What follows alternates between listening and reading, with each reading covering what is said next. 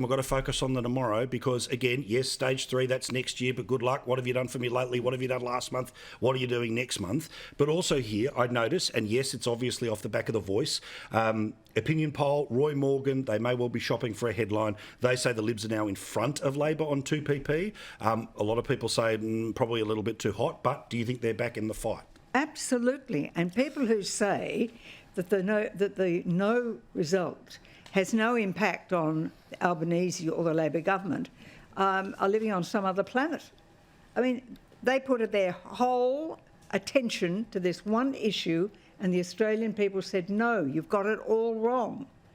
And that has taken, as I said, Albanese took the entire capital that he had generated by winning the election, put it on the roulette wheel, and he lost. Yep, 100%. And so there is absolutely doctors back. How come Newspoll has Labor at 54%? Well, this is what I'm saying, right? Two-party preferred. But Would you trust Roy Morgan over Newspoll? Seriously, you cannot say that. I think they're. If I'm betting on the roulette wheel, you think Roy Morgan is on a par with Newspoll? I think that there's merit in both polls. That's all I'm saying to you.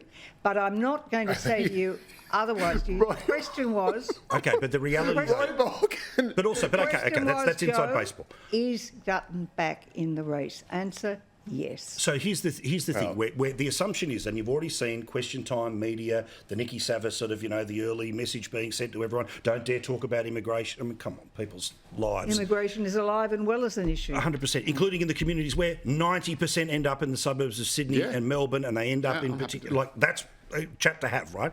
But the tactic seems to be, the assumption seems to be that they can pull from, say, the Democrats' playbook here, right? Where it doesn't matter what your circumstances are, don't vote for the other guy because he's too extreme. Yeah. Do you think that that's actually going to connect with people when they are living what they are living, and there's that ironclad 275 promise that they won't be able to deliver in an election if it's in 25? Yeah, it's an interesting one. I think there's a couple of things. I think the New South Wales state election shows that you can win an election by going positive and not just saying, look, we're crap, but we're not as bad as the other guy. The other guy's worse. And I think also the referendum has just shown that if you try to go negative, that can also backfire terribly. I mean, a referendum is a very different thing to a general election because it's not one side has to win, but leaving that to one side. I'm sorry, one side did have to win, and they did. The no case won.